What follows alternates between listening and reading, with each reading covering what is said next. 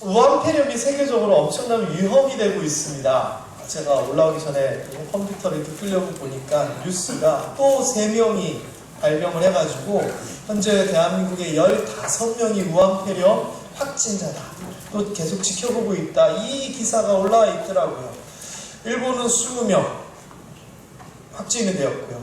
정말 무서운 것 같습니다. 자, 이런 전염병들 얼마나 무섭습니까? 지금 의학이 그렇게 발달했다고 하는데도 그 조금 보이지도 않는 그 세균 때문에 정말 두려움에 떨고 살아가고 있습니다. 그런데 이 전염병들은 역사가 있습니다. 인류 역사상 가장 큰 재앙을 가져다 준 전염병은 흑사병, 페스트라고 합니다. 아마 유럽 중심으로 이런 자료들이 있는데 알지 못하던 시대에 잘 모르니까 이유도 모르고 죽어갔던 세계에 더 많은 사망자들이 있었을 것 같습니다. 6세기 비잔틴 왕국 시대에 유럽을 중심으로 해서요, 무려 2,500만 명이 흑사병으로 죽었답니다. 이 정도는 하나도 안 놀라시네요. 2,500만 명. 그리고 이게 또 지나간 줄 알았더니 또 나중에 14세기에 유럽 인구의 3분의 1이랍니다. 또 2,500만 명이 이 흑사병으로 죽었습니다. 엄청난 병이죠. 스페인 독감이라고 들어보셨습니까? 1918년부터 1920년 세계적으로 돌았던 한 3년, 2년 동안 이 독감인데요. 놀라지 마십시오. 이 스페인 독감으로는 몇 명이 죽었느냐? 1억 명이 사망했다고. 말도 안 되는 겁니다. 그런데 이게 그럴 수밖에 없는 게요, 의학적으로도 발전되지 아니하였죠. 옛날에는 위생적으로도 깨끗하지 아니했죠. 그 다음에 지금처럼 이렇게 흩어져서 사는 것이 아니라 그냥 옹기종기 다 모여서 살았잖아요. 한 명 걸리면 그냥 그 동네에 몰살입니다. 그래서 강건한 사람은 살아남고 약한 어린이들, 어르신들, 다른 병으로 힘들어하는 사람들은 속절없이 그냥 죽었다라고 합니다. 게다가요, 1968년 최근이죠. 홍콩 독감 때도요, 무려 100만 명이 전 세계적으로 사망했다고 하고요. 사스, 메르스, 얼마 전 우리나라에 있었던 이런 것들, 차라리 이런 것들은 아무것도 아닙니다. 왜? 새롭게 변화된 이런 독감이 나타났지만 방역도 철저히 하고 관리도 잘해서 많이 확대가 안 되거든요. 근데 예전에는요, 그런 게 어디 있습니까? 그냥 퍼지면은 그냥 한 마을 다 몰살하고 그런 거죠. 그런데요, 이거보다 사실은요, 더 무서운 게 지금 미국에 독감이 돌고 있는데요, 이 미국 독감이 뭐 대단하지 않다라고 하는 이유는요, 일상에 있었던 독감입니다. 변형된 독감이 아니고. 그래서 예방주사도 맞고 그렇게 함에도 불구하고요, 우리 감기 걸리듯이 미국에서만 1,500만 명이 이 미국 독감에 걸렸어요. 우리도 독감 자주 걸리죠. 그런데 이 미국 독감도 그런 건데 8,200명이 벌써 사망했답니다. 어찌 보면 지금 우한폐렴보다 더 무섭습니다. 그래도 다행인 거는 우한폐렴은 치료약도 없지만 독감은 그래도 치료약이 있어서 관리가 된다는 그거 하나가 위안이 될까요? 게다가 이 미국 독감이요, 조용히 넘어간 것 같지만 재작년에는요 4,500만 명, 미국이 인구가 몇 명입니까? 2~3명이 1명 걸렸다는 얘기입니다. 그리고요 6만 1,000명이 이 독감으로 죽었답니다. 엄청나죠? 전염병요? 그런데요, 인류의 기록에 남아있는 최초의 전염병이 혹시 뭔지 아십니까? 학자들이 판별해낼 수 있는 그런 것들을 봐서 가장 오래된 전염병, 바로 천연두라고 합니다. 무려 지금으로부터 3,500년 전 인도를 중심으로 천연두가 퍼졌다라고 학자들이 얘기를 해요. 이 천연두 때문에요, 지금으로부터 3,100년 전 이집트의 바로왕 람세스 5세가 천연두, 미라를 발견했는데 이 이집트 미라 연구를 하다 보니까 거기에서 천연두균이 나왔어요. 왜 나왔어요? 그것 때문에 죽은 거예요. 게다가 로마 제국 시대에는요, 천연두 때문에요, 그 융성하던 그 나라에서 500만 명이 죽었습니다.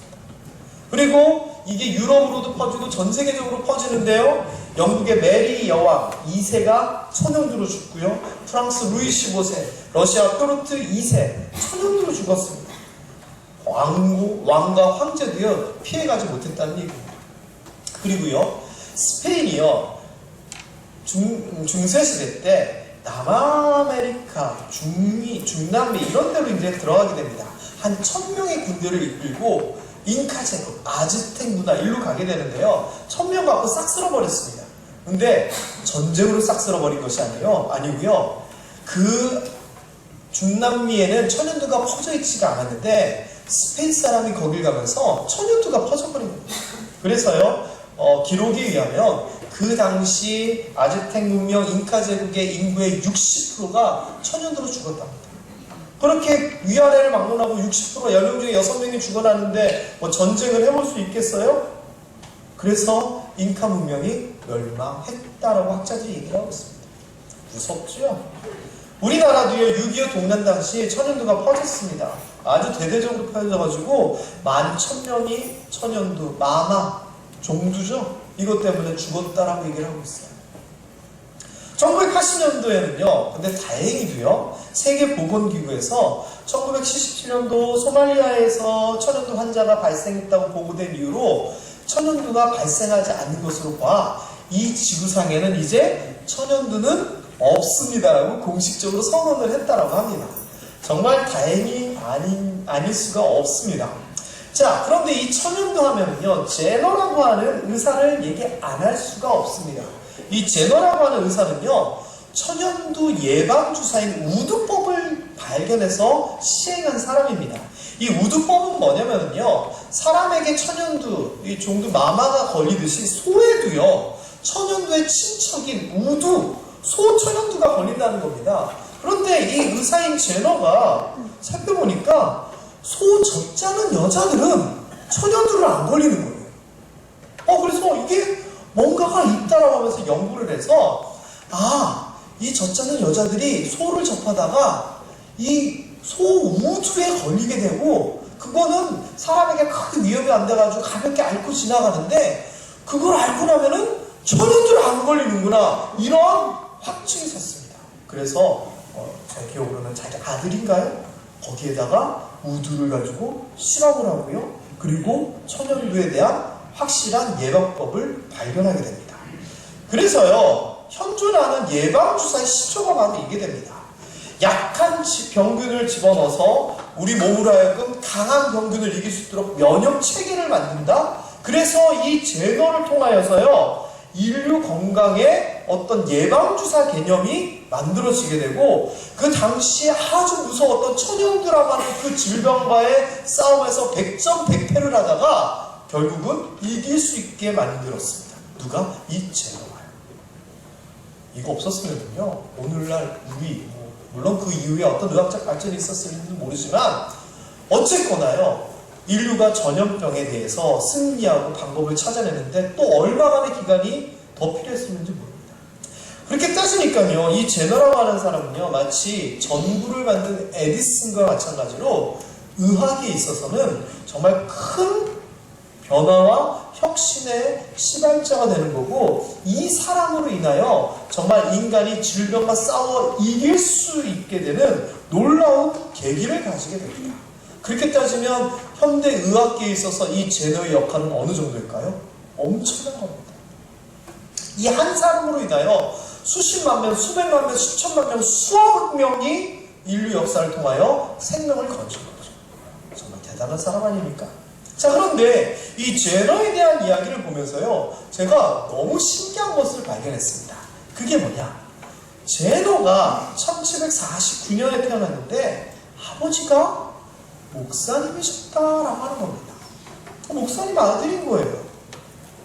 그런데 이 제너의 아버지인 목사님과 어머니인 사모님이 자기 아들 제너가 세계적으로, 그리고 인류 이 역사에 있어서 정말 중요한 그렇게 큰 일을 할 줄을 알았을까요? 몰랐을까요? 알 수가 없죠. 제너의 어머니가요, 이 아들 제너가 자라날 때 뭐라고 기도했을까요? 세계를 건져내게 하시고 지금 우리를 두려움에 떨게 하는 이 천연두로부터 우리 아들이 예방법을 발견하게 하여 주시옵소서, 이렇게 기도했을까요? 아닐 거예요. 제가 추측건데 뭐 당연하겠지만 이 부모님의 기도 제목, 그 아들을 향한 기도 제목은 건강하게 잘 자라도록 기도했을 거고요, 공부도 잘하도록 기도했을 거예요. 또 의사가 된다니까 의과대학에 들어갈 수 있도록, 의사 잘할 수 있도록 기도했을 거예요. 또 목사님이니까 그래도 조금 더 이 아이가 하나님의 영광을 위하여 살아갈 수 있도록 이렇게 기도했을 것 같아요. 자, 그런데 생각해보세요. 이 정도 기도 제목이 과연 제너라라고 하는 큰 사람을 만들었을까요? 정답은 맞습니다. 이렇게 기도했기 때문에 저는 가능하다고 생각이 듭니다. 왜? 기도는 하나님의 역사의 통로이거든요. 부르짖는 자에게 역사하시는데, 하나님은 기도할 때에 기도하는 그만큼만 응답하시는 분이 아닙니다. 하나님께서 제너 부모님의 기도를 들으시고 그 기도 제목 위에 하나님의 큰 뜻과 기대를 더하사 응답되게 하신 겁니다. 한 이야기 더 해볼까요? 이 사람 아십니까? 내 인생에 태클을 걸지 말라고, 김호중 씨입니다. 김호중. 우리 모함교회 와서도 막 특성도 하고 막 그랬다고 하더라고요. 근데 지금 아주 화제 인물이죠. 미스터 트롯. 거기에 나와가지고 성악가였는데 트롯을 부른다 해서 관심을 가졌더니 노래를 너무 잘해가지고 난리가 난 사람입니다. 자, 근데 이 사람이요, 인생 스토리가 대단하더라고요. 정말로. 정말 대단하더라고요. 제가 좀 찾아봤더니 부모님이 이혼하시고 이러면서 어렸을 때부터 그냥 어릴 때부터 막 문신 새기고 다니고 막 그랬던 사람이더라고요. 그러다가 테이프 사려고 음악사에 갔다가 이 성악하는 이 클래식 음악을 듣고 빠져버려요. 그래서 이거 너무 좋다 하면서 음악에 관심을 가지게 됩니다. 그리고 무려 김천예고 김종탁 장로님 담임이셨어요? 말이 맞았어요. 빠따로 우리 김종탁 장로님의 빠따 아래에서 이렇게 다니다가 TV 프로그램 스타킹 아시죠? 특별한 재능 갖고 있는 거기에 나와서 고교생 빠빠로티, 유명한 성악가 이름을 따서 이렇게 하면서 유명해집니다. 그리고요, 그게 이제 2년이 돼서 독일로 유학을 하게 되고 귀국해서 또 활동을 하면서 대한민국 인재상, 세종 콩쿨 이렇게 막 수상하면서 아주 음악적인 활동을 하게 됩니다. 그 가운데 아마 우리 교회에서도 특성도 하고 그랬던 것 같아요. 그리고 지금은 아까도 얘기했듯이 영화가 있습니다. 유재석 씨가 나오는 파파로티라고 하는 영화의 동기가 됩니다. 그래서 실제 주인공이 김호중 씨죠. 혹시 기회 되시면 영화 한번 보세요. 제가 얘기했던 그 내용들이 다 담겨 있어요. 그리고 지금은 미스터 트롯이라고 갑자기 세계적으로 열심히 활동하던 성악의 그런 사람이 트로트 부른다고 해서 짠 나타나가지고 대한민국 화제의 인물이 되고 있습니다. 그런데 제일 중요한 게 빠졌네요. 모함교회 특성, 이력서에 넣으시라고 해야 될 것 같아요. 자, 그런데 제가 보니까 이 좀 드라마 같은 김호중 이 사람의 인생에 있어서 중요한 세 사람이 있습니다. 자, 그럼 제가 장모님 빠타 밑에서 자란 걸 제가 몰라가지고 뺐으니까 좀 양해해 주십시오. 제가 몰라서 뺐습니다. 장모님은 아닙니다. 세 사람 중에. 중요한 세 사람이 있더라고요. 첫 번째는요, 할머니예요. 할머니. 참 고생 많이 하면서 말썽꾸리 손주를 이렇게 키워나갔는데 이 할머니에 대해서 얘기를 하면서 인터뷰를 하는데 이 김호중 씨가 눈시를 적시는 게 할머니 속 많이 쓰겠는데 임종을 못 봤다 하면서 그러더라고요. 근데 마지막으로 할머니 하신 말씀이 남한테 해코지하지 말고 하늘에서 지켜볼 테니까 똑바로 살아. 하나님이 할머니가 그렇게 얘기를 하더래요. 그 얘기 듣고 미안하기도 하고 그래서 병원을 나왔대요. 근데 그 사이에 할머니가 돌아가셨다. 그런데 이 할머니의 이 한마디가 김호중의 마음을 잡게 했다 얘기를 하더라고요. 그래서 이 인생에 있어서 이 할머니의 마지막 한마디 정말 중요한 한마디였던 것 같습니다. 그리고 서수용 선생님이라고 계십니다. 이 서수용 선생님이 이 김호중이 경북 예고를 다니다가 거기서 잘 안 돼가지고 이렇게 온 거잖아요. 전학을 왔는데 이 서수용 선생님이 집이 대구셨나요? 예. 집에서 대구니까 이 김호중도 대구에 살았는데 아침에 가가지고 애를 깨워서 챙겨가지고 학교로 와서 끝나면 다시 데리고 집에 가는 것을 계속 2년 동안 하셨다는 거예요. 그러면서 이 김호중 선생님이 다른 사람들은 좀 이렇게 안 좋게 봐도 이 김호중을 꽉 붙잡고 놓치지 않습니다. 바른 길을 갈 수 있도록 돕고 음악적인 재능이 싹 틔워질 수 있도록 얘기합니다. 그리고 그렇게 조언을 통하여 이 아이가 변화되어 가는 거죠. 그 이야기가 영화 파파로티에서 이 한석규가 역할을 맡으면서 알려집니다. 아마 이 서수용 선생님의 영향이 이 김호중에게도 정말 크게 끼쳤다고 생각합니다. 그리고 한 사람, 이 한 분은 제가 이름을 모르겠어요. 중학교 시절부터 이 음악을 시작했는데 돈이 없어요. 음악 레슨을 받는다는 게 비용이 많이 들어가거든요. 그런데 그 글을 보니까 한 교회 집사님이 이 김호중을 도와가지고 무료로 음악 공부를 할 수 있게 도와준 거예요. 김천군이라고 그러는데 혹시 여기 계세요? 이름이 드러나지 않기를 원하신다고 어떤 분이 아는데 얘기해 줄 수 없다고 그러시더라고요. 그런데 이름도 누군지 몰라요. 그런데 이 분이 방황하던 그 어린 학생을 도와서 음악을 시키지 않았다면 오늘날의 김호중은 없었을 거예요. 그래서 제가 보기에는 이 세 사람이 김호중이라고 하는 지금 한국에서 가장 화제의 인물 중에 한 사람인 그 사람을 만드는데 큰 역할을 했다고 생각합니다. 제가 다른데 선별이 있으면 오늘도 바꿔가지고 그 방황하고 힘들 때 정신 번쩍 들려고 빠따를 돌리셨던 김종탁 선생님 얘기도 다음번에 제가 꼭 묻도록 하겠습니다. 어쨌거나요, 그 교회 집사님이 어린 말썽꾸러기, 음악을 하고 싶어하는 그 말썽꾸러기를 한 달에 수십만 원 이상을 들어갔을 거거든요. 꾸준히 지원해서 음악을 할 수 있게 했는데 무슨 마음이었을까요? 왜 도와줬을까요? 불쌍해서? 가능성이 있어 보여서? 맞아요. 그런 걸요. 그런데 그분이 자기가 그렇게 물질을 가지고 아이를 도우면서 김호중을 위하여 기도했을까요? 안 했을까요? 그렇죠. 뭐라고 기도했을까요? 하나님, 우리 호중이가 스타킹에도 나가고 세계적인 그런 공부도 하고 콩쿠르도 우승하고 대한민국 인재상도 받고 미스터 트롯에 나가서 태클을 걸지만 노래 부르고 이렇게 잘 나가는 사람 되게 해주세요 라고 기도했을까요? 아니요. 그렇게까지는 생각도 못했을 거예요. 하지만요, 그 집사님이 기도하면서 섬겼던 그 씨앗이요, 뿌린 것 이상으로 열매가 나타나고 있습니다. 기도한 것 이상, 돕고 헌신한 것 이상으로서 뭔가가 나타나고 있다고 하는 겁니다. 한 가지 얘기 더 할게요. 한나 이야기입니다. 한나 이야기. 자녀가 없어서 다른 부인 나에게 천대받고 구박받고 했던 한나입니다. 그래서 하나님 앞에 간절히 기도합니다. 어떻게 성경에서 표현하냐면은 마음이 괴로웠어. 하나님 앞에 기도하면서 통곡했다라고 얘기합니다.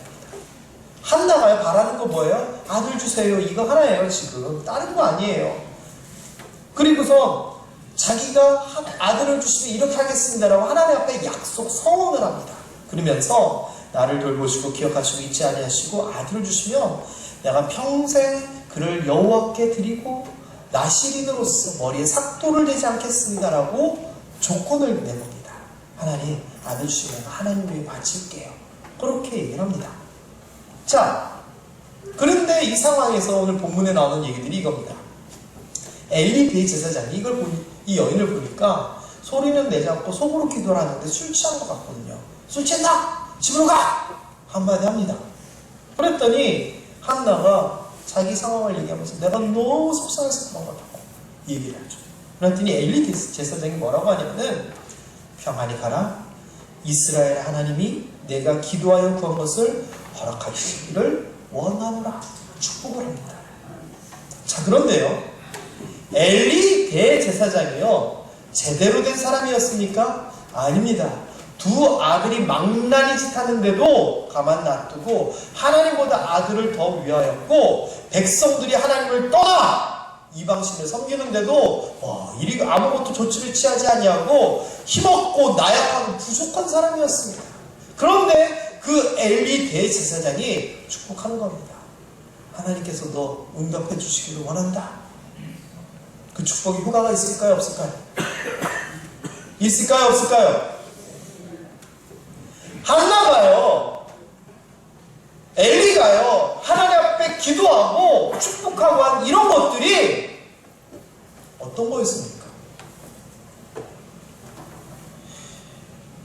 자기가 아이가 낳게 되면 어떻게 될 줄 알았을까요? 몰랐을 겁니다. 지금 한나는 기껏 생각해낸 게 하나님을 위하여 쓰겠습니다, 이 정도이지, 하나님 아들 주세요, 이게 목적입니다. 그 아들이 태어나면 어떻게 될 것인지 모릅니다. 엘리 대제사장은 말 그대로 그냥 술 취한 여인인 줄 알았다가 힘들다고 하니까 축복해주고 그냥 끝인 겁니다.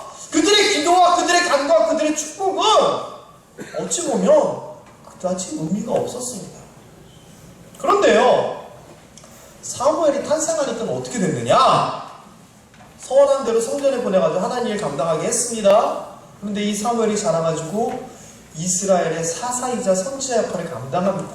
그리고 하나님을 모르던 그들에게 하나님께서 다윗을 통하여 메시아를 보내주기로 했을 때 그 두 시대를 연결하는 연결고리 역할을 사무엘이 하게 됩니다. 굉장히 성경에 있어서 중요한 역할을 사무엘이 한 겁니다. 민족을 이끌고요, 그 정도의 수준이 아니라 인류 전체를 향한 하나님의 뜻을 이루는 데 있어서 엄청난 역할을 사무엘이 감당합니다. 자, 그렇다면 엘리 대제사장이, 한나가 사무엘이 그 정도로 큰 일을 할 줄 알았을까요? 아닙니다. 똑같이 제너의 부모님이 제너가 그렇게 큰 일 할 줄 알았나요? 어떤 교회 집사님이 김호중이라는 이 사람이 이렇게 크게 인물이 되고 나중에 또 어떤 일을 할지도 모르겠지만 그렇게 될 줄 알았나요? 한나나 엘리는 알았나요? 몰랐습니다. 그들은 그들의 문제를 가지고 기도했습니다. 그런데 하나님께서 그들이 기도할 때 그 문제에 대하여서만 해답을 주신 것이 아니라 더 크고 놀라운 일들을 더 하셨습니다. 우리가요, 우리의 가정과 자녀를 위하여 기도하고 일터를 위하여 기도합니다. 우리 교회를 위하여 기도하고 우리 교회에 있는 꼬맹이들을 위하여 기도합니다. 우리가 돕는 교회들, 선교사님들 위하여 기도합니다. 또 이 나라를 위하여 기도합니다. 도대체 어떤 결과가 나올까요? 제 생각에는요, 우리가 생각하고 있는 것 이상의 결과가 전 나오리라 생각을 합니다. 여러분의 가정, 자녀 아프리카 어떻게 될지 어떻게 하세요? 모르시잖아요. 기도하세요. 할 수 있는 한 기도를 하세요. 하나님께서 뭔가 하십니다. 우리 일터, 여러분, 현대그룹을 이끈 정주영 씨가 무슨 사업했는 줄 아세요? 쌀 장사 따라다니다가 쌀 장사 시작했어요. 쌀 장사 시작해가지고 현대그룹 만들었어요. 처음에 쌀 장사 시작하는 그 정씨 보고 사람들이 뭐라고 생각했을까요? 수많은 가게의 한 사람입니다. 그렇게 될 줄 어떻게 알았어요? 우리의 일터, 우리의 자녀 어떻게 될지 몰라요. 우리 교회에 밖에서 까불고 놀러다니는 저 꼬맹이 하나 어떻게 될지 몰라요. 내가 보낸 적은 선교원금이 어느 나라에 가서 어떻게 사용되어서 어떤 사람을 구원하게 되고 그 사람을 통하여 그 나라에 무슨 일이 생길지 몰라요. 도대체 어떻게 해야 될까요? 최선을 다해 기도하십시오. 섬기십시오. 그렇게 할 때 무슨 일이 생기느냐? 읽어봅니다. 잘하는 말씀이죠. 시작. 너는 내게 부르짖으라. 내가 내게 응답하겠고 내가 알지 못하는 크고 은밀한 일을 내게 보이리라. 상상할 수도 없는 일이 있다는 겁니다. 우리는 내가 보이는 요만큼의 일을 가지고 기껏해야 부르짖지만 하나님은 이 일을 통하여 더한 일을 우리에게 보여주신다라고 얘기합니다. 그러나 우리가 이것조차도 기도하지 않으면 이것은 절대 얻을 수 없습니다. 왠줄 아십니까? 우리의 기도는 단순한 기대, 생각, 하나님 앞에 요청하는 간구 이상의 힘이 있습니다. 왜? 하나님께서 우리의 기도를 통하여 역사하시고 기도가 하나님이 개입하시는 통로가 되기 때문입니다. 다시 얘기하면 기도 안 하는 사람은 무슨 일이 일어날 가능성이 없지만 기도하는 사람은 우리가 생각하는 이상의 그 무언가가 생길 수 있다라고. 그렇기 때문에 여러분 기도합시다. 여러분의 기도가 도대체 누구를, 무엇을, 어떤 상황을 어떻게 변화시킬지 모릅니다. 최선을 다하여 기도할 때 그 기도를 통하여 하나님께서 역사하시고 함께 하시고 우리가 알지 못하는 크고 은밀한 일까지 우리에게 보여주실 줄 믿습니다.